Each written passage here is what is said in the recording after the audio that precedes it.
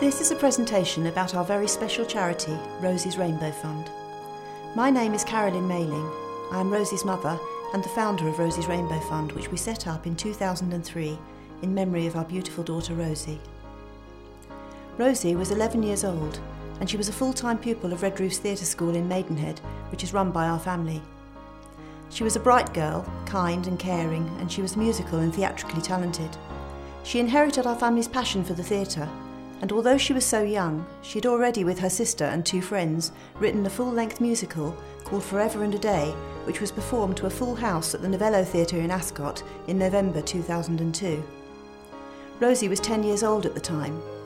The children decided that the money would be used to help a severely disabled little girl called Ella.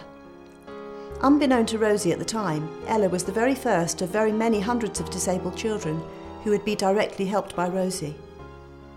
Rosie became very ill with a disease called vasculitis, which was an autoimmune disease affecting her blood vessels.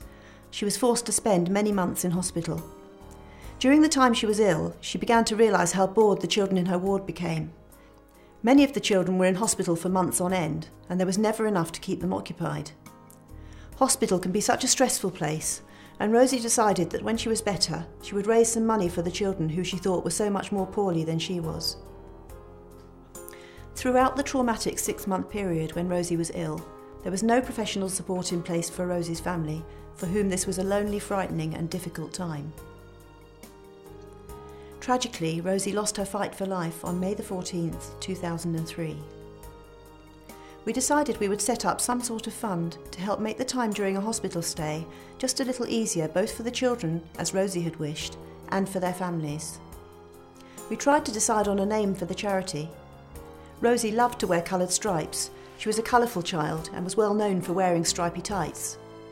On the day of her funeral, we held a special celebration of Rosie's life. This was held at the Novello Theatre.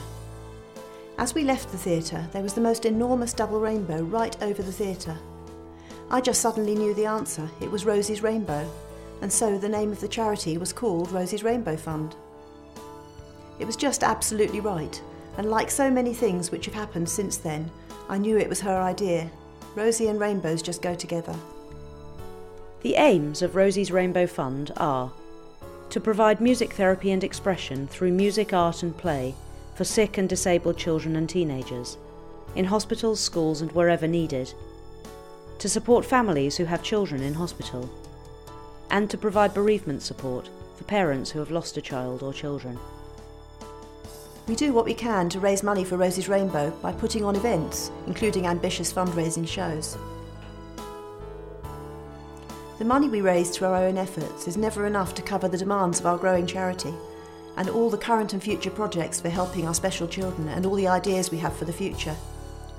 We do not receive any sort of lottery funding or grants, so every penny we receive is vitally important and goes directly to helping all the children for whom Rosie showed so much concern.